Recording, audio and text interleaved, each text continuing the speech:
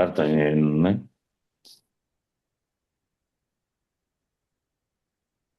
జయ గురుస్వామి.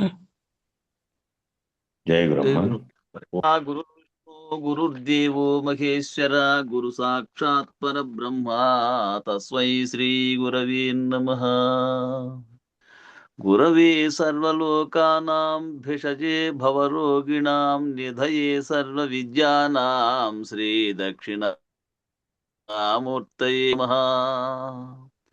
బృహద్వాసిష్ట సిద్ధాంతం పూర్ణబోధోపదేశిక వెంకటేశ్వర యోగీంద్రం సద్గురుభ్యో నమో నమః.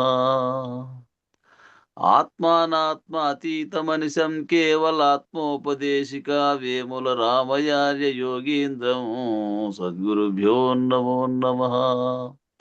క్షరాక్షరమతీతం చాచల పూర్ణోపదేశిక పూర్ణానంద పుల్లయార్య సద్గురుభ్యో నమో నమః. అస్మద్గురు సమారంభం కృష్ణ సాందీప మధ్యమం ఓంకారపీఠ పర్యంతం వందే గురు పరంపరం. జయ గురు.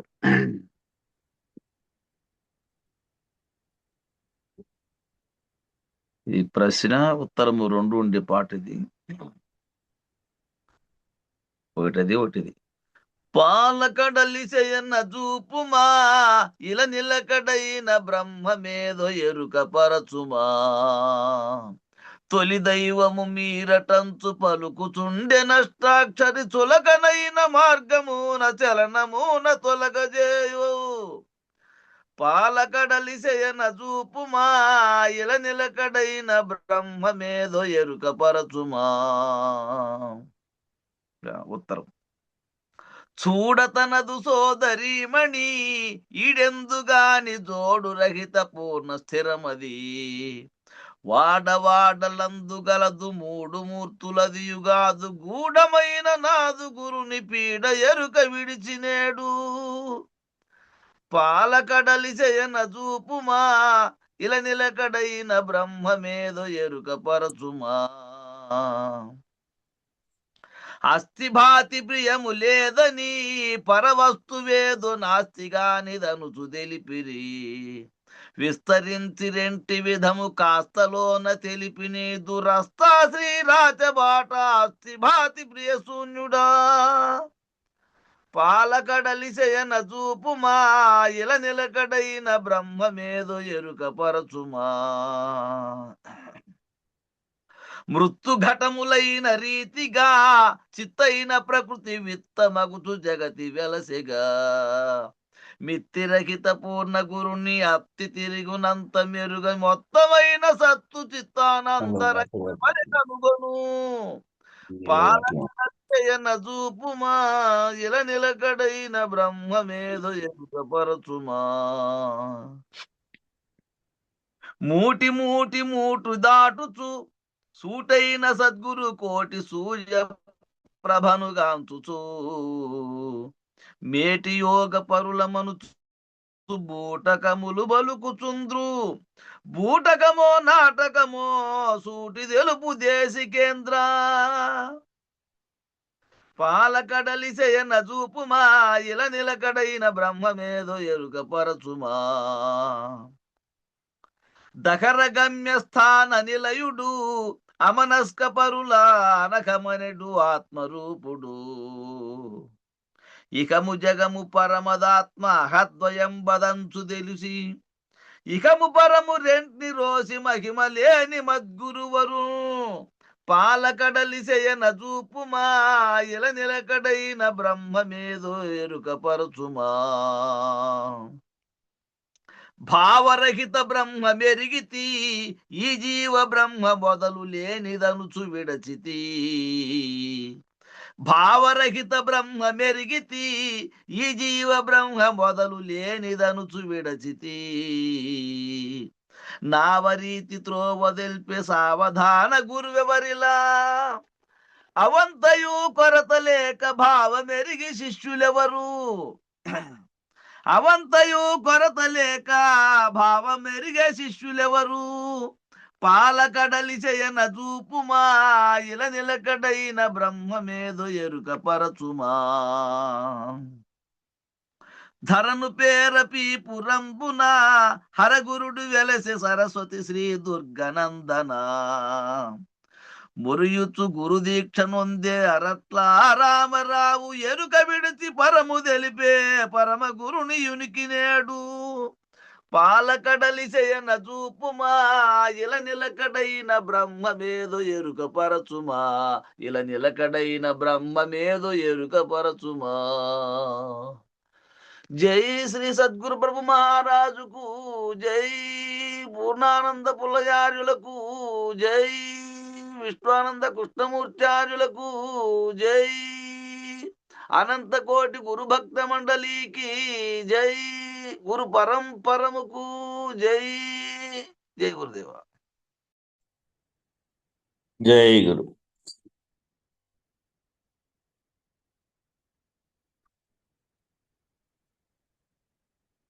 నిన్న ఎవరు వస్తుందా? నేను వేరే మా శిష్యుని యొక్క దీంట్లో జాయిన్ అయినాలే స్వామి. సరే సరేలే, అడవుతావులే పని జరగని. ఎన్నో పేజీ? 79వ పేజీ పై నుంచి. సరే. అట్లా కొన్నాళ్ళు ఉంటే అప్పుడన్నా కొంచెం దాటగలిగితే ఊరికే పోదు కదా, ఊరినే పోదుగా. అది అంటే బీజం పడుతుంది. అట్లా కొన్నాళ్ళు ఉంటే అప్పుడన్నా కొంచెం దాటగలిగితే ఊరికే పోదుగా, అది బీజం పడుతుంది. లోపలికి వెళ్ళి తర్వాత ఎంతో కొంత పని చేస్తుంది. అంతర్ముఖంగా వెళ్ళి అది ఎంతో కొంతగా పనిచేస్తుంది. బాగా మందంగా ఉన్నవాడేమో ఎన్నాళ్ళున్నా అలాగే ఉంటాడు. కొంచెం ముద్దుగా మోటుగా ఉన్నటువంటి వాడేమో విషయ జ్ఞానము తెలియబడక ఉన్నటువంటి వాడేమో ఎన్నాళ్ళు ఉన్నా కానీ ఎన్నాళ్ళు వింటా ఉన్నా అట్లే ఉంటాడు. కొంచెం స్వల్పంగా మాలిన్యం ఉంటేనేమో కొంచెం చైతన్యం కలుగుతుంది. మాలిన్యం అనేది కొంచెం ఉంటేనేమో వారికి కొంచెం చైతన్యం కలుగుతుంది. లేదా మందంగా ఉన్నవాడైతే ఎన్నాళ్ళున్నా అంతే, ఆడేసిన గొంగళి ఆడే అన్నట్టుగా ఉంటాడు. ఎప్పుడు చెప్పినా ఇదే చెప్తున్నాడు. ఏమిటి? ఎప్పుడు చెప్పినా ఇదే చెప్తున్నాడు. ఏమిటి గోళ అనేటటువంటి ప్రశ్న కలుగుతుంది పాపం. ఎట్లే ఏమిటి ఎప్పుడు ఇదే గోళ, ఇదే చెప్తున్నాడు. ఎరుక అంటాడు, పరిపూర్ణం ఉంటాడు. ఎరుక అంటాడు, పరిపూర్ణం ఉంటాడు. ఏది అర్థమే కాదే అన్నట్టుంటుంది. ఏమిటి గోళ అనేటటువంటి ప్రశ్న కలుగుతుంది. ఎప్పుడూ ఇదే చెబుతారు, రెండవది చెప్పరేమిటి అని అడుగుతాడు కొంచెం చైతన్యం కలిగితే. ఎప్పుడు ఇదే చెప్తారేమిటి, రెండవది చెప్పరేమిటి అని అడగగలుగుతాడు. ఎప్పుడూ చెప్పిందే చెప్తున్నారంటే ఇందులో ఏమన్నా గ్రహించగలిగావా? ఎప్పుడూ చెప్పిందే చెప్తా ఉన్నారు, కరెక్టే. ఇందులో ఏమన్నా గ్రహించగలిగావా? గ్రహించిన దానిని నువ్వు ఆచరణ చేస్తే అనుభవం పొందవా?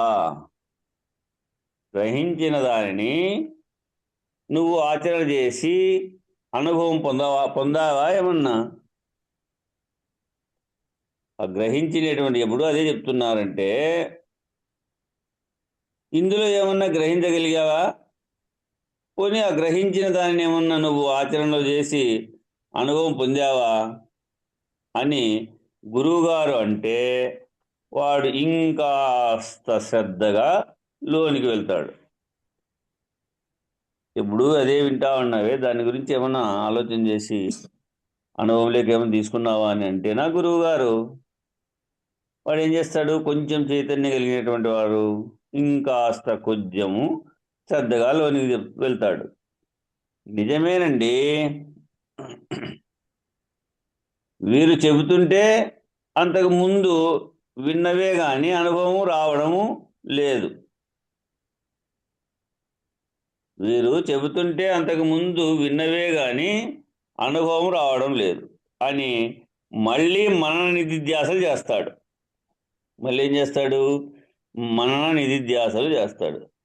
అదే సత్వ సంపన్నమైనటువంటి బుద్ధి పరిధిలో ఉన్నవాడికి చెప్తుంటే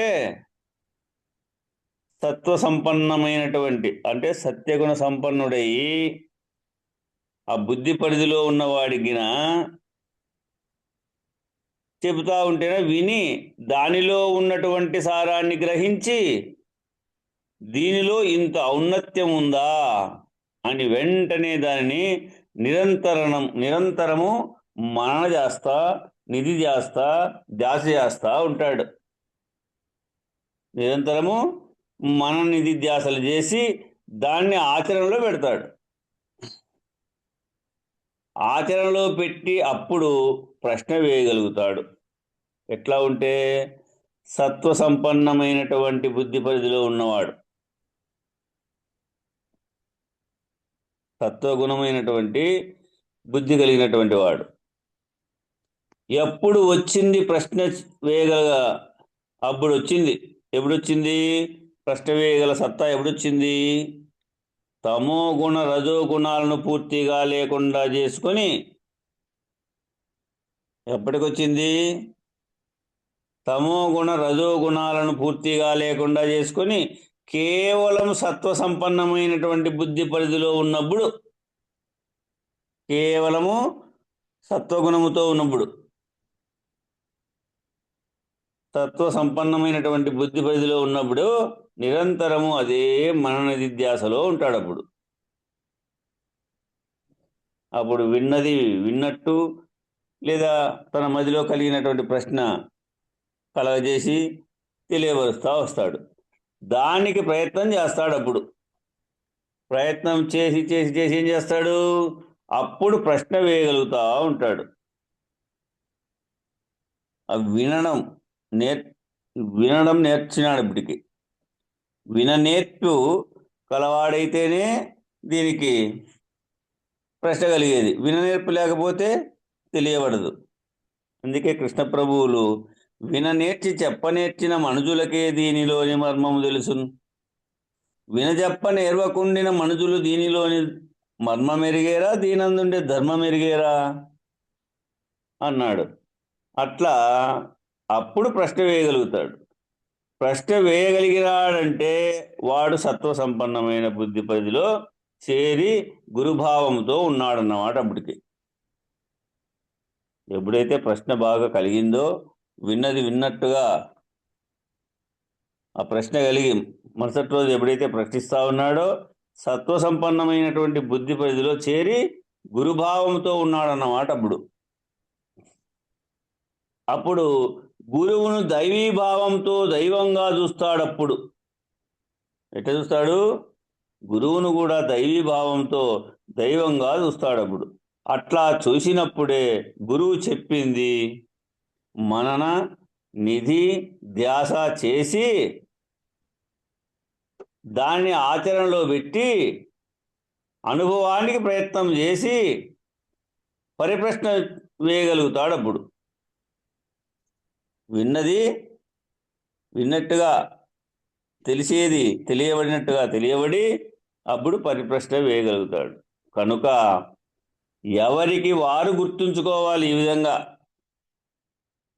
ఎవరికి వారు ఈ విధంగా గుర్తుంచుకోవాలి. మనము సత్వ సంపన్నమైనటువంటి బుద్ధి పరిధిలో ఉండి ఎట్టుండాలా? మనము ఏమని తెలుసుకోవాలా? మనమేమి సత్వ సంపన్నమైనటువంటి బుద్ధి పరిధిలో ఉండి సత్వగుణ సంపన్నమై మన నిధిధ్యాస చేస్తున్నామా? మన నిధి ధ్యాస చేస్తున్నామా? చేసినప్పుడు ఆచరణ చేస్తున్నామా లేదా? మనం విన్నది మనన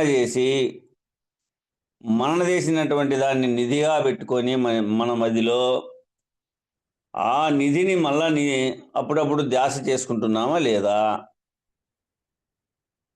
చేసినప్పుడు ఆచరణలో అవి ఆ ధ్యాస కలిగి ఉన్నప్పుడేమో అవి ఆచరణలో చేస్తున్నామా లేదా, అవి ఆచరణగా పెట్టుకున్నామా లేదా, తెలియకపోతే ప్రశ్న వేస్తున్నామా,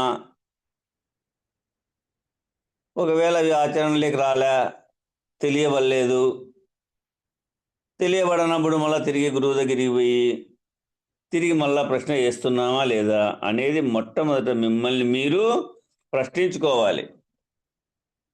నేను పోయి మా గురువు దగ్గరికి ఎప్పుడైనా ఈ విషయాన్ని ప్రశ్నించినానా, నేను ఈడే సతమతమైతే ఎట్లా కుదురుతుంది? తన మదిలోనే సతమతమైతే తిరువరిగనిగితే ఇలా ఉంటాడు. ఆ విధంగా కాకుండా ఆ స్థితిని మీరు ముందు పొందాలి.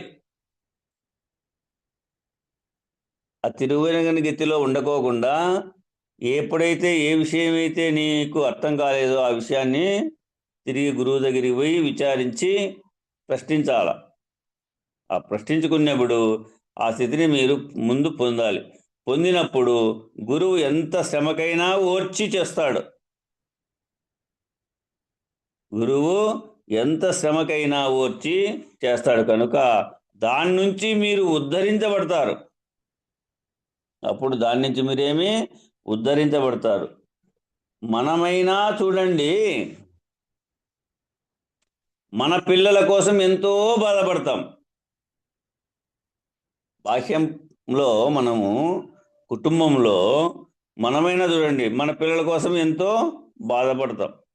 బాధను బాధగా గుర్తిస్తే పిల్లలను అభివృద్ధిలోకి తీసుకు వెళ్తామా? వెళ్ళలేం. ఆ బాధను బాధగా గుర్తిస్తే పిల్లలను అభివృద్ధిలోకి తీసుకువెళ్ళలేం. ఆ బాధను ఆనందంగా స్వీకరించి వాళ్ళు పనిచేస్తున్నారు, ఆ బాధను ఆనందంగా స్వీకరించి వాళ్ళు పనిచేస్తున్నారు. అయ్యో ఈ బాధ వచ్చింది, వీడి మూలానా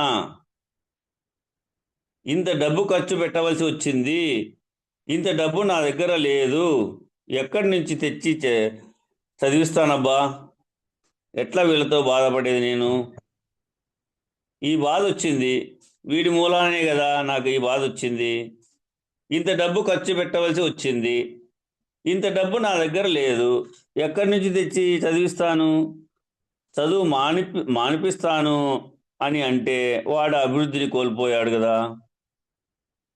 నువ్వు చేత కాదని వెనుదిరిగితేనా వాడు చదువుకుండేవాడు, పాపము వాని అభివృద్ధి కోల్పోయినట్లే కదా. అయినా సరే, ఆర్థికంగా ఇబ్బంది ఉన్నా సరే, ఏదో రకంగా ఎక్కడో ఒక చోట తీసుకువచ్చి చదివించాలి అని కష్టం అనుకోకుండా ఆనందంగా స్వీకరించి ఎన్నో బాధలు పడ్డా కూడా, ఒకవేళ ఎన్నో బాధలు పడినా సరే బాధ అనుకోకుండా వాడి చదువును వాడిని అభివృద్ధిలోకి తీసుకొని రావటానికి ఎట్లా కష్టపడుతున్నామో మనము మన పిల్లల కోసము ఎన్ని తిప్పలు వచ్చినా సరే, ఎన్ని కష్టాలు వచ్చినా సరే దాన్ని ఆనందంగా స్వీకరించి ఎన్నో బాధలు పడినా కానీ బాధపడుకోకుండా, దాన్ని బాధ అని అనుకోకుండా చదువుకు వాడిని అభివృద్ధిలోకి తీసుకురావటానికి ఎట్లా కష్టపడతా ఉన్నామో బాహ్యంలో కుటుంబంలో ఆ విధంగానే కనుక మీరు మనన నిధి ధ్యాసలు చేస్తూ గురువుగారి చేత విన్నటువంటి వీటిని సత్వగుణ సంపన్నులై మన నిధి ధ్యాసలు చేస్తూ పరిప్రశ్న చేసినప్పుడు గురువు అట్లా నిరంతరము నీ కోసం బాధపడుతూనే ఉంటాడు. ఎట్లా చెప్పాలా, ఎట్లా చెప్పితే కుదురుతుంది, ఎట్లా చెప్తే తెలియబడతాడు. అందుకే అనేక ఉపమాన ఉపమేయముల చేత తెలియబరుస్తూ ఉంటాడు గురువు.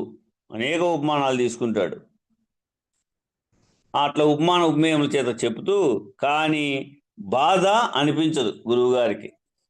అడిగే కొద్దీ గురువు ఎట్టి పరిస్థితుల్లోనూ బాధపడడు, యాష్టిపడడు.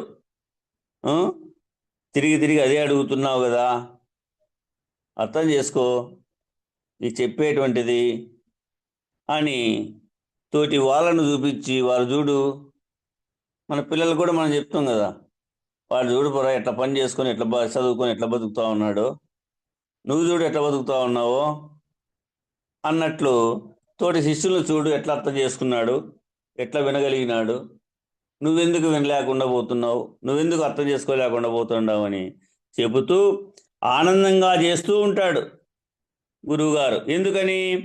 నాలో ఉన్నటువంటి ఆనందం జ్ఞానాన్ని వాళ్లకు పంచి ఇస్తున్నానుగా.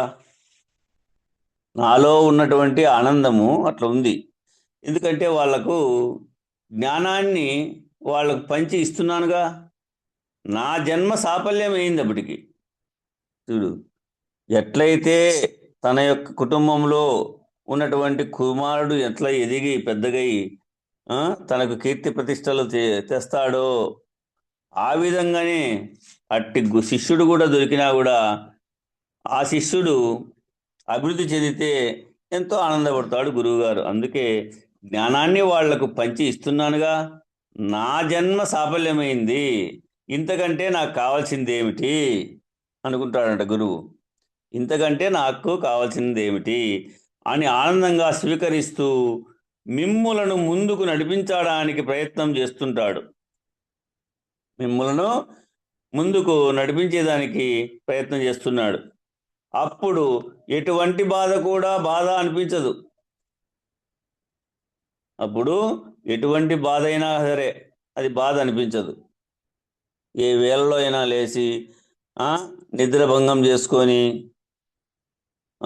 ఆ వేళలో స్నానపానాలు గావించి సిద్ధమై తెలియపరుస్తూ ఉంటాడు. కనుక ముందు మీరు ఈ స్థితిలో నిలబడి ఉండాల. అట్లా శ్రద్ధ కలిగినటువంటి శిష్యులై ఉంటేనా ఆయనకి ఇంకా ఆనందం. కనుక ముందు మీరు ఈ స్థితిలో నిలబడి ఉండాలి. ఉంటున్నామా లేదా ప్రశ్నించుకోండి. ఎవరికి వారు ప్రశ్న వేసుకోవాలి. ఉంటున్నామా లేదా? ఎండమావులలో నీటి కోసం పరిగెత్తడం కాదు. ఎండమావులలో నీటి కోసం పరిగెత్తడం కాదు. ఇక్కడ స్థిరపడితే ఎక్కడికి పరిగెత్తలేరు. ఇంకా సంకల్ప భ్రమచేత ఆ ఎండమావులలో నీటి కోసం పరిగెత్తడం కాదు. ఇక్కడ స్థిరపడాల. ఇక్కడ స్థిరపడితే ఇది నిజమా, ఇది అబద్ధమా, ఇది భ్రాంత్యా, ఇది సత్యమా అనేటువంటి నిర్ణయం కావాల. ఇక్కడ స్థిరపడితే ఎక్కడికి పరిగెత్తలేరు. ఇంకా ఆనందము ఇక్కడే దొరుకుతుందిగా. మనకు ఆనందము ఇక్కడే దొరుకుతుంది కదా. ఇంకెక్కడో ఎందుకు పరిగెత్తాలి? ఇంకొక చోటకు పరిగెత్తాల్సినటువంటి అవసరం ఏముంది చెప్పునాయన? ఇంకొకసారి పరిగెత్తాల్సిన పని ఏముంది? ఇందులో మనము స్థిరపడి ఉంటే ఇక్కడే ఆ స్థితిని పొందుతూ అనుభవాన్ని పొందుతూ ఉంటారు. ఇందులో ఇక్కడ మనము స్థిరపడి ఉంటే ఏమైంది? ఇక్కడే ఆ స్థితిని పొందుతూ ఉంటాము, అటువంటి అనుభవాన్ని పొందుతూ ఉంటాం. అలా పొందుతూ ఉన్నప్పుడు ఏమవుతుంది అంటే, ఒక స్థితిలోకి వచ్చాక సంస్కారాలు ప్రేరేపింపబడతాయి. ఒక స్థితిలోకి వచ్చినాక సంస్కారాలు ప్రేరేపింపబడతాయి. అప్పుడు ఏ సంస్కారాల చేత ప్రేరేపింపబడుతున్నావో అవి కూడా దైవీపరముగా ప్రేరేపింపబడతాయి అన్నమాట. ఎట్లా అంటే, ఒక స్థితిలోకి వచ్చాక నువ్వు క్రమేపీ సత్వగుణ స్థితిలో, సత్వగుణ సంపన్నమైనటువంటి బుద్ధి స్థితిలో ఉన్నప్పుడు, అట్లా ఒక స్థితిలోకి వచ్చాక సంస్కారాలు ప్రేరేపింపబడతాయి. అప్పుడు ఏ సంస్కారాల చేత ప్రేరేపింపబడుతున్నావో అవి కూడా దైవీపరముగా ప్రేరేపింపబడతాయి అన్నమాట.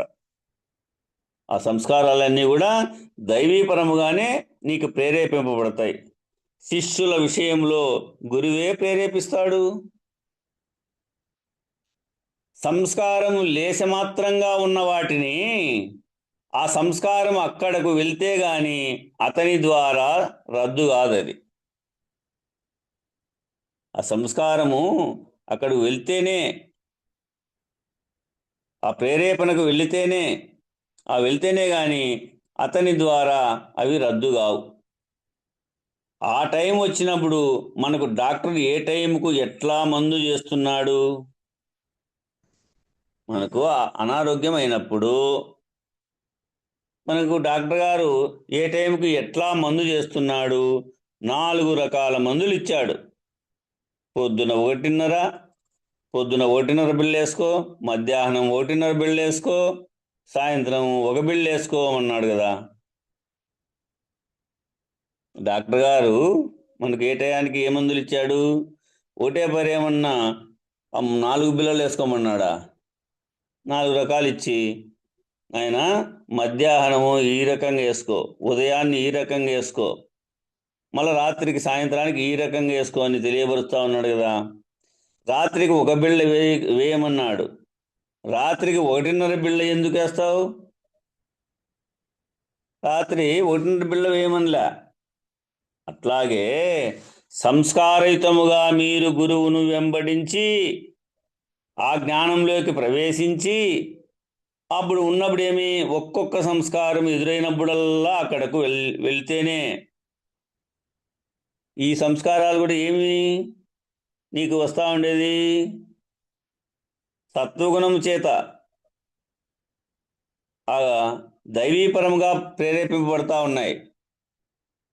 అవి దైవీపరంగానే ప్రేరేపింపబడుతున్నాయి కాబట్టి అట్లాగే సంస్కారితంగా మీరు గురువును వెంబడించి ఆ జ్ఞానంలోకి ప్రవేశించి ఉన్నప్పుడు ఒక్కొక్క సంస్కారం ఎదురైనప్పుడల్లా అక్కడకు వెళితేనే అవి దానిలోకి ప్రవేశించినప్పుడు మాత్రమే ఆ అనుభవం కలుగుతుంది. ఆ దైవీపరంగా నీకు ఏవైతే ప్రేరేపింపబడుతున్నాయో ఆ సంస్కారాలు, వాటికి పోయి ప్రవేశించినప్పుడు మాత్రమే అప్పుడు అవి అనుభవము కలుగుతాయి అవి నీకు. అక్కడితో ఆ సంస్కారం రహితమైపోతుంది. ఇంకా నీ అనుభవంలోకి వస్తే ఏమని, వినేదేమో వాచ్యార్థంగా వింటున్నావు, వాచ్యార్థంగా విన్నదేమో లక్ష్యార్థంలో తీసుకుపోతావు. లక్ష్యార్థంలో ఉన్నటువంటిది అనుభవార్థంలోకి వస్తుంది. ఇంకా అనుభవంలోకి వచ్చింది ఏమవుతుంది? అక్కడ ఇంకా నిలబడదు, నిర్ణయం అయిపోతుంది. అది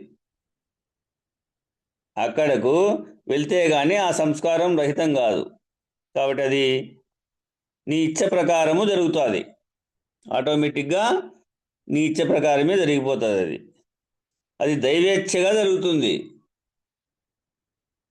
ఎప్పుడైతే నిర్ణయం కలిగిందో అది నిర్ణయింపబడిన విషయము ఎల్లప్పుడూ నీతోనే నిలకడై ఉంటుంది. అది దైవేచ్ఛగా జరుగుతుంది.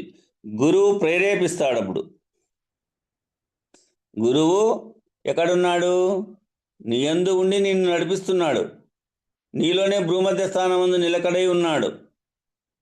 సర్వము నిన్ను ఆ దైవీ ప్రేరేపణకు తీసుకొచ్చినటువంటి వారే. కాబట్టి ఆ గురువు ప్రేరేపిస్తాడు. అప్పుడు అట్లా ప్రేరేపించగానే ఆటోమేటిక్గా ఎన్ని అడ్డంకులు ఉన్నా కూడా ఠకామని వెళ్ళిపోతావు. ఎన్ని అడ్డంకులున్నా అది అలవాటు అయిపోయింది కదా. వాచ్యార్థాన్ని లక్ష్యార్థంగా తీసుకున్నావు, లక్ష్యార్థాన్ని అనుభవంలోకి తీసుకున్నావు కదా. ఆ అనుభవం ఆటోమేటిక్గా అడిగిపోతుంది. ఎట్లా అంటే ఎంత లోతైనటువంటి నీళ్ళలో బన్నా కూడా ఈత వచ్చినటువంటి వాడు ఆటోమేటిక్గా ఈదగలుగుతాడు. తనకు తెలియకనే కాలు జారి ముందరికి లోతైన నీళ్ళకి జారినాడు అనుకోండి, ఏమవుతాడు? వెంటనే ఈతలోకి వెళ్ళిపోతాడు. అట్లా ప్రేరేపించగానే ఆటోమేటిక్గా ఎన్ని అడ్డంకులు ఉన్నా కూడా సకామని వెళ్ళిపోతావు. వెళ్ళిపోయి అవన్నీ చూసుకొని మళ్ళీ వచ్చేస్తావు. అదెప్పుడు? సాధనలో పూర్తిగా అనుభవం పొంది గురువుకు సర్వార్పణమైనప్పుడు. ఎప్పుడు జరుగుతున్నది? సాధనలో పూర్తిగా అనుభవము పొందిన తర్వాత గురువుకు సర్వార్పణం అయినప్పుడు, సర్వం గురు స్వరూపం అనే భావన కలిగి ఉన్నప్పుడు గురువు అప్పుడు సంకల్పిస్తాడు. గురువుకు నీ శ్రేయస్సు కావాలి కదా, నీ శ్రమకు తగిన ఫలితం కావాలి కదా.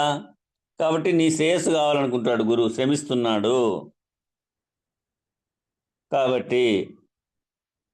నిన్నెక్కడెక్కడకు పంపాలో, ఎక్కడ ఏ ఏ సంస్కారం రద్దు కావాలో గురువుకు తెలుసు గనుక, నిన్ను ఎక్కడెక్కడకు పంపాలో, ఎక్కడ ఏ సంస్కారం రద్దు కావాలో గురువుకు తెలుసు కాబట్టి అప్పుడు నీలో ఒక స్పందన కలుగజేసి అక్కడికి పంపించి అక్కడ ఉన్నటువంటి ఆ సంస్కారముతో కూడుకున్నటువంటి కర్మను నివారణ చేసి, ఆ సంస్కారంతో కూడుకున్నటువంటి ఆ కర్మను నివారణ చేసి మళ్ళీ మామూలు స్థితికి రప్పిస్తాడు. కనుక ఎవరికి వాళ్ళు తమను తాము అంతర విమర్శ చేసుకోనంత కాలము, ఎవరికి వారు తమంతకు తాము వారు అంతర విమర్శ చేసుకోనంత కాలము మేమెంత బోధ చేసినా ఒట్టిదే. కష్టపడాల్సింది ఎవరు? గురువుగారు. ఎన్నోసార్లు మనం చెప్పుకున్నాం, గురువుగారు ఎట్టివారు అంటే మార్గదర్శకుడు, మార్గాన్ని చూపించగలుగుతాడు. ఆ మార్గం పట్టుకొని కష్టపడాల్సింది మనమే కదా. మనం ఎంత కష్టపడితే అంత ఫలితం, కష్టే ఫలి. అంతర్ విమర్శ చేసుకోనంత కాలము మేమెంత బోధ చేసినా ఒట్టిదే.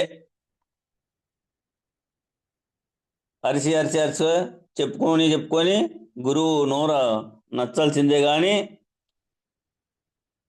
తెలియబడదు. మరి ఎవరు కష్టపడాలా?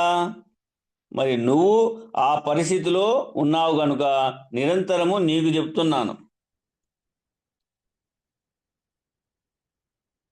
అప్పుడు గురువే శిష్యునికి సంసార విముక్తికి మార్గమును బోధించుచున్నాడు.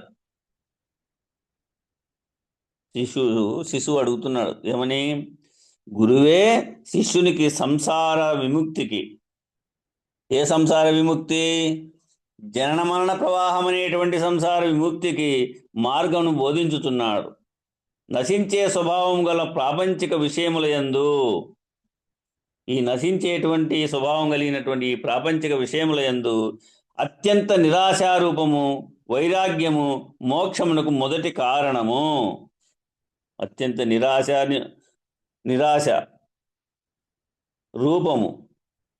నిరాశారూపము వైరాగ్యము మోక్షమునకు మొదటి కారణం. కనుక శిష్యుడికి ప్రాపంచిక విషయము యందు నిరాశ నిస్పృహ కలగాలి. శిష్యుడికి ప్రాపంచిక విషయమునందు నిరాశ నిస్పృహ కలగాలి. అందుకే రాజయోగుడైతేనే దీనికి అర్హుడు అని. ఎందుకంటే రాజయోగములో ఉండి భార్య పిల్లలు వ్యవహార సంసారం అంతా కట్టుకొని ఎన్నో ఇతిబాధలు పడింటాడు కాబట్టి ఆయనకు అర్థమవుతుంది. ఏమీ ఎరగనటువంటి వానికి ఏమర్థమవుతుంది?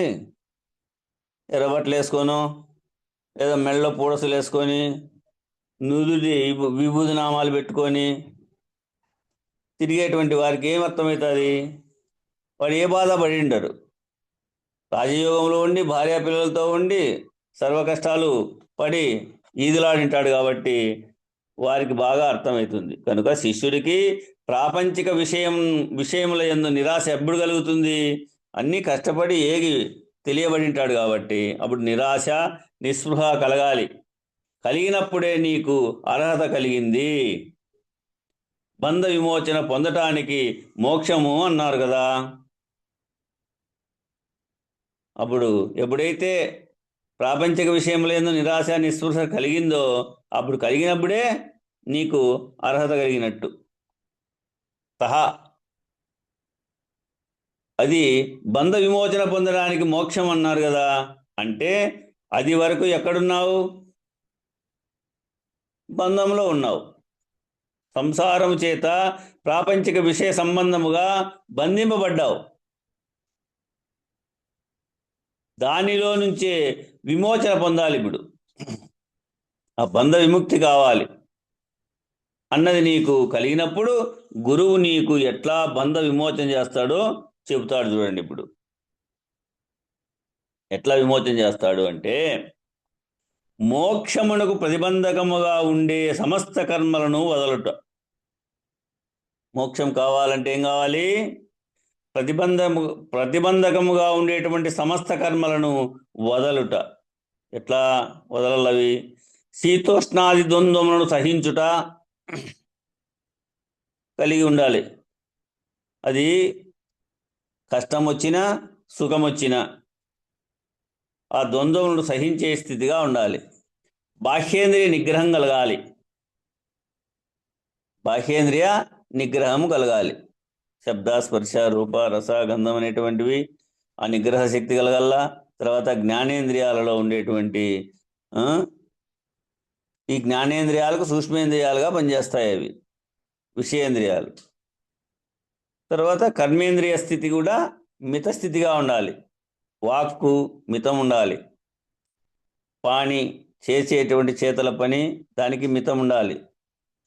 త్వక్కు స్పర్శ స్థితికి మితం ఉండాలి. ఈ కర్మేంద్రియ రూపంగా చేసేటువంటి పనులన్నీ కూడా మితం కలిగి ఉండాలి. అంతరేంద్రియ నిగ్రహము ఇవన్నీ ముక్తిని కలుగజేసేవి. అంతరేంద్రియ నిగ్రహము కూడా అందుకే శమము అంటే అంతరేంద్రియ నిగ్రహం. దమము, తితీక్ష, ఉపరతి, శ్రద్ధ, సమాధానపరుడై ఉండాలి. ఈ రకంగా కలిగినప్పుడైతే బాహ్యేంద్ర నిగ్రహము అంతరేంద్ర నిగ్రహము ఇవన్నీ కూడా ముక్తిని కలుగజేసేవి. కనుక ఇప్పుడు ఏమి చేయాలి నువ్వు?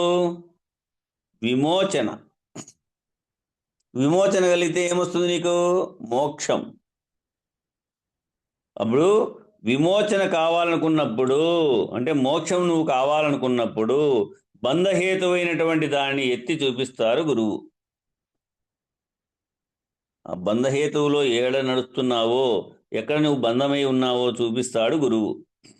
ఇదిగో వీటి చేత నువ్వు బంధింపబడుతున్నావు చూడప్ప. వీటిలో నుంచి నీవు విడుదలవ్వాలి. విడుదలవ్వాలంటే ఈ విధంగా జీవించాలి. నీలో నీకు ప్రశ్న కలుగుతుంది. గురువు నీ అందే ఉన్నాడు కాబట్టి నీ ఇంట ఉన్నాడు. అప్పుడు వీటిలో నుంచి నువ్వు విడుదల కావాలని నీకే మెలకువ చేస్తుంది. అది ఇక్కడ తప్పిదం జరుగుతున్నావు, ఇక్కడ బందీ అయి ఉన్నావు, ఇగో ఇక్కడ ఇరుక్కుపోతున్నావు, వీటి వల్ల ఇబ్బంది పడుతున్నావు, వీటిని తొలగించుకో. అప్పుడు విడుదల అవ్వాలంటే ఈ విధంగా జీవించాలి. ఈ విధంగా జీవించినప్పుడు బంధం విడిపోతుంది. అప్పుడు బంధించబడ్డావు కాబట్టి బందీలో ఉన్నావు కాబట్టి ఈ విధంగా నీవు విడుదల చేసుకోవాలి. ఈ విధంగా జీవించినప్పుడు బంధం విడిపోతుంది. బంధించబడ్డావు గనుక బంధించబడ్డ వాటి నుంచి విమోచన పొందాలంటే ఈ విధంగా వర్తించినప్పుడు ఈ విధంగా విడుదలైపోతావు అని రెంటిని విచారించి చెప్తారు గురువుగారు. ముందు వేటి చేత బంధింపబడుతున్నావో చెబుతారు. నీలో నీకు మెలకువై చెప్తాడు. ముందు వేటి చేత బంధింపబడుతున్నావో చెప్తారు. తర్వాత వాటి నుంచి విమోచన ఎట్లా పొందాలో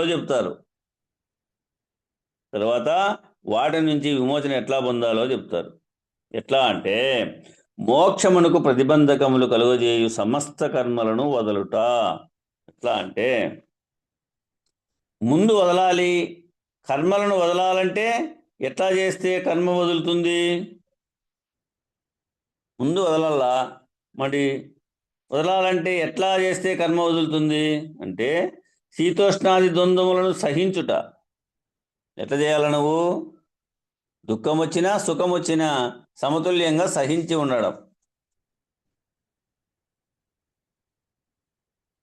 శీతోష్ణ ద్వంద్వాలు అంటే చలి వేడి.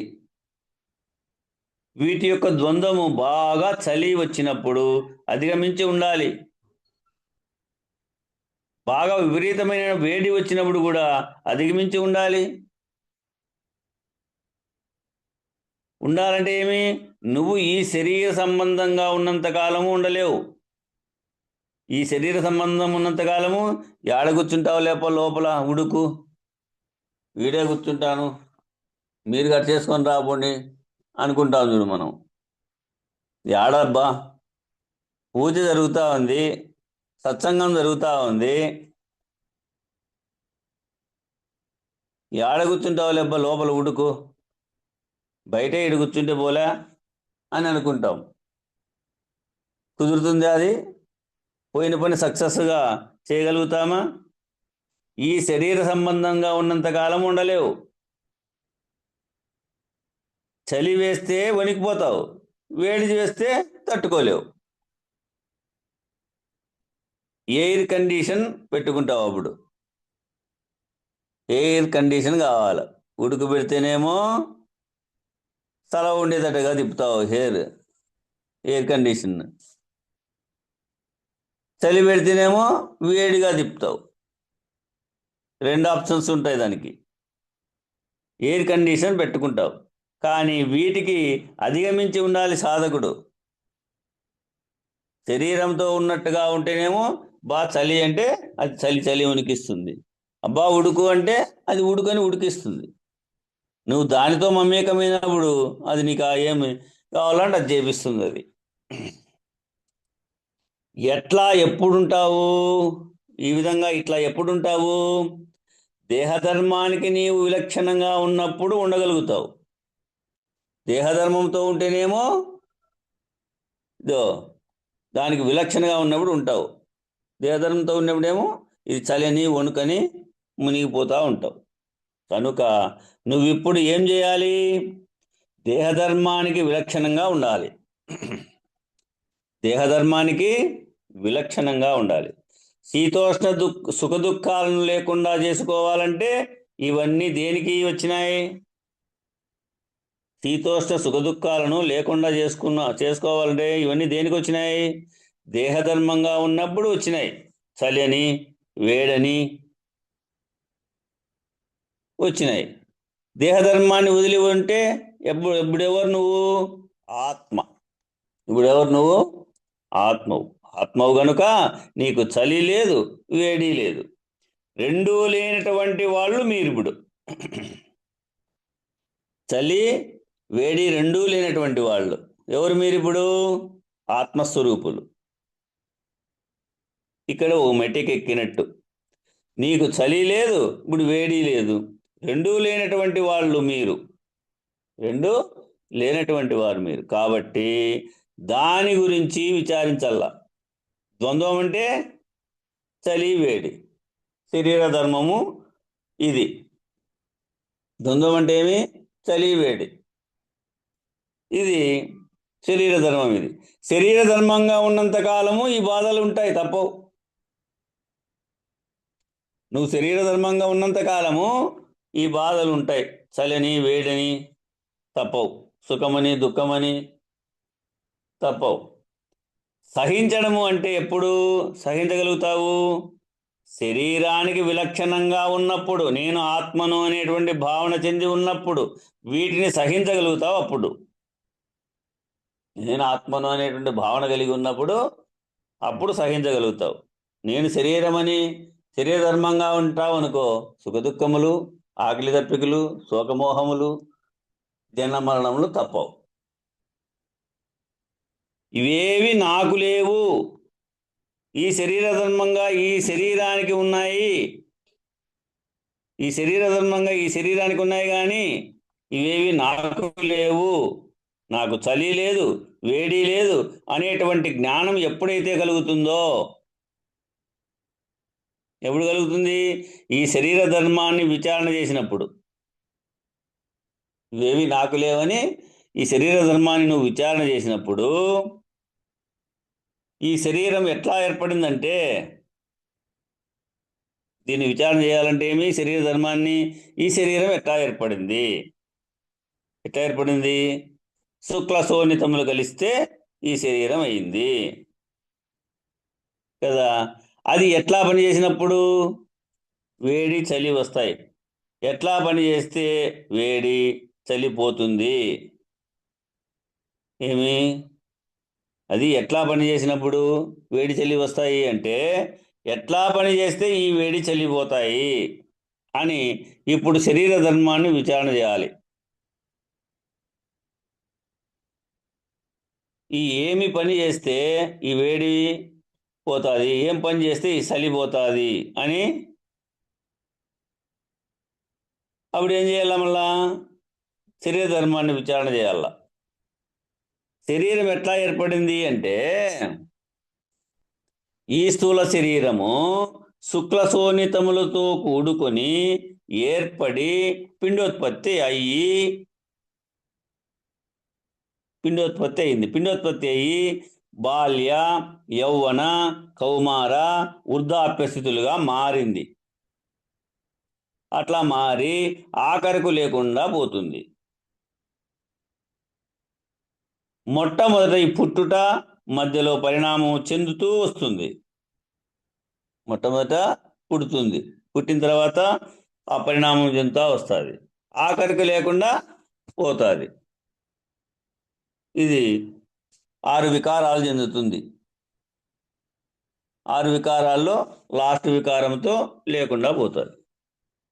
ఇదంతా ఏ ప్రాణవాయువు చేత, ఏ ప్రాణి మొట్టమొదటి ఉపాధిలో ఏర్పడిందో, ఇదంతా కూడా ఏ ప్రాణవాయువు చేత ఏ ప్రాణి మొట్టమొదటి ఉపాధిలో ఏర్పడిందో ఆ ప్రాణవాయువుగానే ఉంటుంది. ఆ ప్రాణవాయువుగానే ఉంటుంది. ఎటువంటి మార్పు లేదు ఆడ. పసిపిల్లాడిలో ఉన్నటువంటి ప్రాణవాయువే. మనము చనిపోయేదాకా అదే ప్రాణవాయువు పనిచేస్తోంది. బాల్యం నుంచి కౌమార దశకు పోయినాం, కౌమార దశ నుంచి యవ్వన దశకు పోయినాం, యవ్వన దశ నుంచి వృద్ధాప్య దశకు పోయినాం. ప్రాణవాయువు ఏమో ఒకటే ఉంది. శరీర మార్పు వచ్చింది. బాల్యంలో ఆకారము కౌమార దశలో లేదు, కౌమార దశలో ఉన్న ఆకారము యవ్వన దశలో లేదు, యవ్వన దశలో ఉన్నటువంటి ఆకారము వికారాలు చెందుతూ పోతా ఉంది, వృద్ధాప్యంలో లేదు. కానీ ప్రాణవాయువేమో బాల్యంలోనూ అదే ఉంది, కౌమార దశలోనూ అదే ఉంది, యవ్వన దశలో అదే ఉంది, వృద్ధాప్య దశలోనూ అదే ఉంది. అట్లా పసిపిల్లాడిలో ఉన్నటువంటి ప్రాణవాయువే మనం చనిపోయేదాకా అదే ప్రాణవాయువు పనిచేస్తోంది. దానిలో ఎటువంటి మార్పు లేదు. మార్పల్లా దేనివల్ల కలిగింది? శరీర ధర్మంగా కలిగింది. మార్పు శరీర ధర్మంగా కలిగింది కనుక ఇది శరీర ధర్మంగా కలిగిన మార్పు కాబట్టి నాకెక్కడ కూడా మార్పు లేదే. కనుక ఇది శరీర ధర్మంగా కలిగిన మార్పు కనుక మరి నాకెక్కడ కూడా మార్పు లేదే. ఈ శరీర ధర్మంగా ఉన్నదే మార్పు చెందుతుంది నాకంటే ఆత్మకు. నాకెక్కడా కూడా మార్పు లేదే. ఈ శరీర ధర్మంగా ఉన్నదే మార్పు చెందుతుంది కానీ నాకు ఎటువంటి మార్పు లేదు అని శరీరానికి నీవు విలక్షణమైనటువంటి స్థితిలో ఏదో చెప్పుకోవాలి. ఏదో దానిని ఆత్మ అన్నారు. ఇట్లా శరీరానికి నీవు విలక్షణమైనటువంటి స్థితిలో ఏదో దాన్ని ఆత్మ అన్నారు. ఆ ఆత్మ నేనై ఉన్నాను అన్నప్పుడు, ఆ ఆత్మ నేనై ఉన్నాను అన్నప్పుడు ఆ ఆత్మకు శీతోష్ణం లేదు, ఏ దుఃఖము లేదు, ఆనందము లేదు. కానీ ఎప్పుడు వచ్చింది? దేహధర్మంగా మీరు వర్తించినప్పుడు వచ్చింది. సుఖము కానీ దుఃఖము కానీ శీతలము కానీ ఉష్ణము కానీ ఆనందం కానీ. నువ్వు శరీర ధర్మంగా ఉన్నప్పుడేమో వచ్చింది, కానీ ఆత్మధర్మంగా ఉన్నప్పుడు ఉష్ణము లేదు, శీతోష్ణములు లేదు, సుఖ దుఃఖములు లేవు, ఆనందము లేదు. ఎందుకంటే సింపుల్గా చెప్తున్నాను, మీకు అర్థమయ్యేదానికి సింపుల్గా చెప్తా ఉన్నా. ఎప్పుడూ పాతపాఠం కాదు. పంచకోశాలు, స్థూల సూక్ష్మ కారణ శరీరాలు ఎప్పుడు చెబుతూనే ఉన్నాం. ఎప్పుడు చెప్తూనే ఉన్నాం. ఏమని? నువ్వు పంచకోశములు నువ్వు కాదు, స్థూల సూక్ష్మ కారణాలు నీవు కాదు, ఈ శరీరము నీవు కాదు అని ఎప్పుడు చెప్తూనే ఉన్నాం కదా. కనుక మీరు ఇప్పుడు ఏమనాలి? ఏ ప్రాణి అయితే ఉన్నదో అది మొట్టమొదట్లో ప్రవేశించినప్పుడు ఆ శుక్లశోణితములుగా ఆ ప్రాణవాయువు ఎప్పుడు ఏ ప్రాణి అయితే ఉన్నదో అది మొట్టమొదట్లో ప్రవేశించినప్పుడు ఏ మార్పు లేదు. ప్రకృతి పరంగా పిండోత్పత్తిగా అయినటువంటి ఈ స్థూల శరీరమే మార్పు చెందేదంతా. ఆ మొట్టమొదట ప్రాణవాయువుతో ఏ మార్పు లేదు. ప్రకృతి పరంగాను పిండోత్పత్తిగా అయినటువంటి ఈ స్థూల శరీరమే మార్పు చెందేది. నేను మార్పు చెందనటువంటి వాడను అనే నిర్ణయం కావాలి నీకు. ఏది నేనంటే? ఆత్మ. నేను మార్పు చెందనటువంటి వాడను అనేటటువంటి నిర్ణయం ఎప్పుడైతే అయిందో అప్పుడు ఈ వేడికి కానీ ఈ చలికి కానీ విలక్షణమైపోయినావు. నేను ఆత్మను అనుకున్నప్పుడు ఏమైనావు? వేడి కానీ చలికి విలక్షణమై ఇది దేహధర్మము, ఈ దేహము నేను కాదు కదా, దేహానికి ఆధారమైన విలక్షణమైనటువంటి నాకు ఏదీ లేదే, అది నిర్ణయం. ఈ దేహానికి ఆధారమైనటువంటి విలక్షణమైనటువంటి నాకు ఏదీ లేదు. సుఖము లేదు, దుఃఖము లేదు, ఆనందము లేదు, చలి లేదు, ఎండ లేదు, ఏ ద్వంద్వాలు లేనటువంటి వాణ్ణి నేను. ఏ ద్వయభావము ద్వంద్వస్థితి పొందలేదు కాబట్టి ఏ ద్వంద్వాలు లేనటువంటి వాణ్ణి నేను అనేటటువంటిది ఈ విచారణ ద్వారా గురువు నీకు చెప్పినప్పుడు, ఈ దేహ విచారణ అంతా నీకు గురువు చెప్పినప్పుడు దాన్ని మీరు చక్కగా ఆచరించినప్పుడు, గుణాలను అధిగమించేటప్పుడు మీకు బాధలు వస్తూ ఉంటాయి, చెప్పేటప్పుడు వస్తూ ఉంటాయి, దాన్ని అధిగమించాలి. అప్పుడు తమో గుణాన్ని లేకుండా చేసుకోవాలంటే రజోగుణాన్ని లేకుండా చేసుకోవాలంటే సత్వగుణాన్ని లక్ష్యంగా పెట్టుకోవాలి. తమో గుణాన్ని తీసివేసుకోవాలంటే ఏం చేసుకోవాలి? తమో గుణాన్ని లేకుండా చేసుకోవాలంటే ఏం చేసుకోవాలి? రజోగుణం లేక దాటుకోవాలి. అప్పుడు రజోగుణాన్ని లేకుండా చేసుకోవాలంటే సత్వగుణాన్ని లక్ష్యంగా పెట్టుకోవాలి. మీరు ఎప్పుడైతే జీవిస్తూ ఉంటారో అప్పుడు దేహం అంటే ఇది, దీనితో ఇట్లా బంధించబడ్డాను అనేటటువంటి అనుభవం కలుగుతుంది. దీనితో నేను ఈ విధంగా బంధింపబడ్డాను అనేటువంటి అనుభవము కలుగుతుంది. వీటికన్నింటికీ ఆధారమై ఉన్నది ఏదైతే ఉన్నదో, వీటికన్నిటికీ కూడా ఆధారమైనది ఏదైతే ఉందో అట్టి ఆత్మనే నేనై ఉన్నాను అనే భావన రావాలి. అనేటువంటి జ్ఞానము గురువు ద్వారా మీరు తెలుసుకోగలగాలి. ఆత్మనే నేనై ఉన్నాను అనేటటువంటి జ్ఞానము గురువు ద్వారా మీరు తెలుసుకోగలగాలి. అప్పుడు శరీరానికి ప్రాధాన్యత లేకుండా పోతుంది. పోయింది. శరీరం ఒక పనిముట్టుగా ఉంది. ఈ శరీరము ఒక పనిముట్టు, ఒక వస్తువుని తీసుకొచ్చి ఏ విధంగా అయితే మనం వాడుకుంటామో అట్లనే ఈ శరీరం కూడా మనకు పనిముట్టుగా ఉంది. దేనికి? ఆత్మకు ఇది ఒక పనిముట్టు. మనము గృహంలో ఉంటున్నాం కదా, ఉంటున్నామా లేదా? మనం ఈ గృహంలో ఉంటున్నాం. గృహానికి ఏ ఇబ్బంది వచ్చినా మనకేమన్నా ఇబ్బంది రావడము లేదు కదా. ఆ గృహానికి ఏదైనా ఇబ్బంది వచ్చింది, ఓ చోట కారుతుంది, ఓ చోట గోడ పలకలు లేసిపోయింది కదా. గృహానికి ఏ ఇబ్బంది వచ్చినా మనకు ఏ ఇబ్బంది రావడం లేదు. అలాగే ఈ శరీరం అనేటటువంటి గృహములో మనం ఉంటున్నాం. మనకు ఎటువంటి ఇబ్బంది ఉండదు కదా. ఈ శరీరం అనేటువంటి గృహంలో ఉన్నాం మనం, కాబట్టి మనకు ఎటువంటి ఇబ్బంది ఉండదు.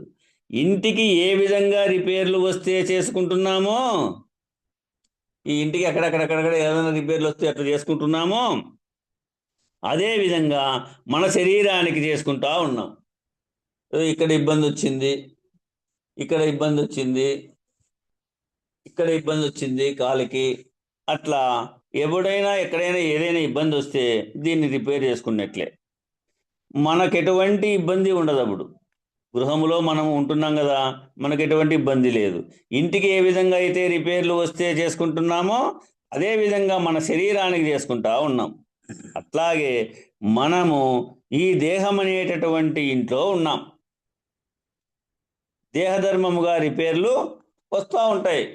ఈ దేహధర్మంగా అప్పుడప్పుడు ఈ శరీరానికి రిపేర్లు వస్తూ ఉంటాయి.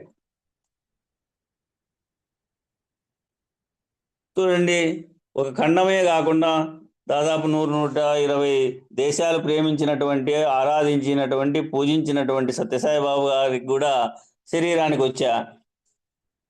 దానికి రిపేర్కి అనేక డాక్టర్లు, అనేక ఆసుపత్రులు కూడా తిరిగి రిపేర్ చేసుకోవాల్సిన సమయం కూడా వచ్చా. అది మనం ప్రత్యక్షంగా చూస్తుంది. ఇట్లా వస్తూ ఉంటాయి, చేస్తూ ఉంటాం. విలక్షణముగా ఉండి మనము ఇంటిని ఎట్లా రిపేర్ చేసుకుంటున్నామో అలాగే ఈ దేహం అనేటటువంటి ఇంట్లో మనం ఉండి కూడా ఆత్మ అనేటటువంటి భావనతో విలక్షణముగా ఉండి చేసుకుంటూ ఉండాలి. ఎట్లయితే ఈ ఇంటిని రిపేర్లు వస్తే రిపేర్ ఎట్లా చేసుకుంటున్నామో అలాగే ఈ దేహం అనేటటువంటి ఇంట్లో మనం ఉన్నాం. ఈ దేహం అనేటువంటి ఇంట్లో మనం ఉండి ఆత్మననేటటువంటి భావనతో విలక్షణముగా ఉండి చేసుకుంటూ ఉండాలి. వీటికి విలక్షణముగా ఉండాలి అంటే బాహ్యేంద్రియ అంతరేంద్రియ నిగ్రహము కావాలి.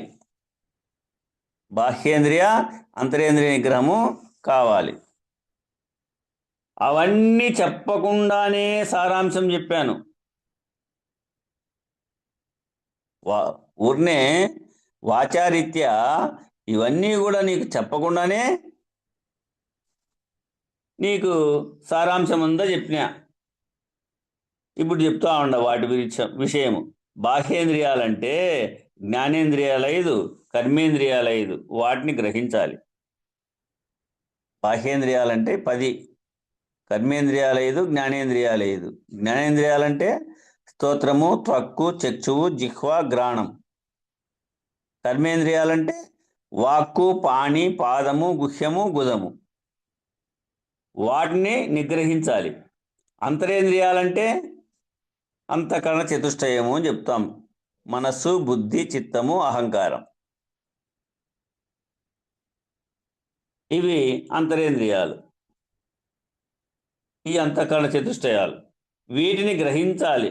వీటిని ఏం చేయాలి? నిగ్రహించాలి. వీటిని నిగ్రహించాలి. ఇవన్నీ 3 గుణాలతో పనిచేస్తాయి. ఇవన్నీ కూడా 3 గుణాలతో పనిచేస్తాయి. అంతఃకరణ చతుష్టయాలు 4 కానీ, అంటే మనస్సు కానీ, బుద్ధి కానీ, చిత్తం కానీ, అహంకారం కానీ, లేదా బాహ్యేంద్రియాలు స్తోత్రము, త్వక్కు, చక్షువు, జిహ్వ, జ్ఞానేంద్రియాలు, వాక్కు, పాణి, పాదము, గుహ్యము, గుదము, కర్మేంద్రియాలు. ఈ విధంగా పనిచేస్తాయి. బాహ్యేంద్రియ అంతరేంద్రియాలను గ్రహించాలంటే 3 గుణాలను లేకుండా చేసుకోవాలి. మొట్టమొదట ఏవేవి? సత్వ, రజో, తమో గుణాలు 3. సత్వగుణము, రజోగుణము, తమో గుణము. ఈ 3 గుణాలను లేకుండా చేసుకోవాలి. 3 గుణాలు పోవాలంటే ఏం చేయాలి? ఇవన్నీ ఇక్కడ ఇలా పనిచేస్తున్నాయంటే వాటికి అధిష్టానమైన చైతన్యం ఉంది. వాటికి అధిష్టానమైనటువంటి చైతన్యం ఉంది. ఆ అధిష్టానమైనటువంటి చైతన్య స్వరూపమే ఏదైతే ఉందో ఆ అధిష్టాన చైతన్యమైనటువంటిది ఏదైతే ఉందో అది నేనై ఉన్నాను. అది నేనై ఉన్నాను. ఇవన్నీ నాకు పనిముట్లు అనేటటువంటి జ్ఞానం కలిగి ఉండాలి. నేను నిద్రపోయినప్పుడు ఇవన్నీ ఏమైనాయి? శవంలాగా పడి ఉండలేదు. ఇవన్నీ కూడా శవంలాగా పడి ఉన్నాయి. మళ్ళీ నిద్రలో నుండి బయటకు వచ్చినప్పుడేగా ఇవన్నీ పనిచేస్తోంది. ఇవన్నీ నా సత్తా చేతే పనిచేస్తున్నాయి కదా. శరీర ధర్మంగా ఉండి సత్తా పని చేసినప్పుడు నువ్వు ఏ గుణంతో ఉంటే ఆ గుణంతో ప్రేరేపింపబడి కర్మలు చేసి ఆ విధమైనటువంటి కర్మానుభవాన్ని పొందుతున్నావు. కనుక నువ్వు దేహధర్మాన్ని విడువు. కాబట్టి నువ్వు ఇప్పుడు దేహధర్మాన్ని విడువు. అప్పుడు ఆత్మకి ధర్మ లేదుగా. అప్పుడు ఆత్మకి కర్మ లేదు, ఆత్మకి కర్మ లేదుగా. అప్పుడు చేసి చెయ్యనటువంటి దానివి కాలేదు. అప్పుడు చేసి చేయనట్టు, ఉండి లేనట్టు. ఆ విషయంగా నువ్వు ఉండిపోతావు కదా. అప్పుడు ఆత్మకి కర్మ లేదుగా, అప్పుడు చేసి చేయనట్టు దానివి అయినావు కదా. నేను ఆత్మనై ఉన్నాను, నాకు ఇదొక కుటీరముగా ఉంది, నివసించడానికి నేనైనటువంటి స్వస్వరూప జ్ఞానంతో నాదైనటువంటి కేంద్రం ఏదైతే ఉన్నదో, ఈ శరీరం, నా జన్మస్థలం ఏదైతే ఉన్నదో ఆ జన్మస్థలానికి చేరడానికి ఈ శరీరం అనేటటువంటిది ఒక విలాసంగా పెట్టుకున్నాను. ఆ జన్మస్థలానికి నేను చేరేదానికి ఈ శరీరం అనేటువంటిది అది. అందుకే శరీర గురువు అయితేనే నీకు విషయంగా అన్ని విషయాలు తెలియపరిచి దాటవేసేదానికి వీలవుతుంది. కాబట్టి ఈ జన్మస్థలానికి చేరడానికి శరీరం అనేటటువంటిది ఒక విలాసంగా పెట్టుకున్న దీన్ని. ఈ ఇంద్రియాలనేటటువంటి పనిముట్లుగా ఉన్నాయి నాకు. ఈ ఇంద్రియాలన్నీ ఏమి పనిముట్లుగా ఉన్నాయి. ఈ ఇంద్రియాల ద్వారా నేను ఏ నిజస్థితి నుంచి బయలుదేరుతానో తిరిగి ఈ శరీరం అనేటటువంటి పనిముట్టుతో ఆ గమ్యం చేరాలి అనేటువంటి వివేకాన్ని వినియోగించాలి. వీటికి కాలం సరిపోయింది. బోలో శ్రీ సద్గురు మహారాజుకి జై. జై శ్రీ వెంకటాంబ సమేత శ్రీ పూర్ణానంద పులయారులకు జై. జై శ్రీ ఇందుగల గురుభక్త మండలికి జై. జై గురు. మంగళం చెప్పండి అన్న. సకల దేశములందు సర్వకాలంబుల సకల వస్తువులందు సందులేక సకల చరాచర సాక్షి రహితుడైన సగుణ నిర్గుణాతీత సద్గురు దేవా మంగళమో మంగళమో. శ్రీ పుల్లయార్య మంగళమో మంగళమో. శ్రీ పూర్ణానంద మంగళమో మంగళమో. శ్రీధర స్వామికి శిష్యుడై నిలచిన శివరామ దీక్షితుల సేవ చేసి భావాతీత కేవలాత్మమైన దేవా గురు పీఠము త్రోవా నెరిగిన స్వామి మంగళమో మంగళమో. కామ క్రోధముల కడ తీర్చి మనము నావే మారు పుట్టంగా వేసారియు స్వామి శ్రీ వేముల రామ గురువర్యుల ప్రేమతో పూజించి భూమా తెలిపిన స్వామి మంగళమో మంగళమో. ధరను కృష్ణపురవరమున వెలసియు కరుణతో శిష్యుల కావనించి సరియగుణ చల పరిపూర్ణము నెరిగించి మరపు తెరపుల బాపు మగనీయ నీకు మంగళమో మంగళమో. శంకరుడాదిగా సకల దేవతలును పొంకముగా నీదు పూజ చేయా వెంకటాచలమయ్య కొంక వేడంగా సంకటంబుల బాపు సద్గురు దేవా మంగళమో మంగళమో. శ్రీ పుల్లయార్య మంగళమో మంగళమో.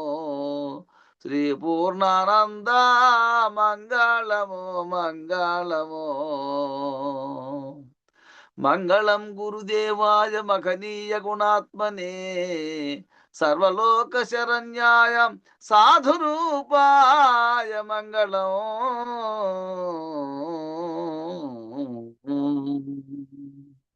జై శ్రీ సద్గురు ప్రభు మహారాజుకు జై. పూర్ణానంద పుల్లయాజులకు జై. విష్ణువానంద కృష్ణమూర్త్యాజులకు జై. అనంత కోటి గురు భక్త మండలికి జై. గురు పరంపరముకు జై.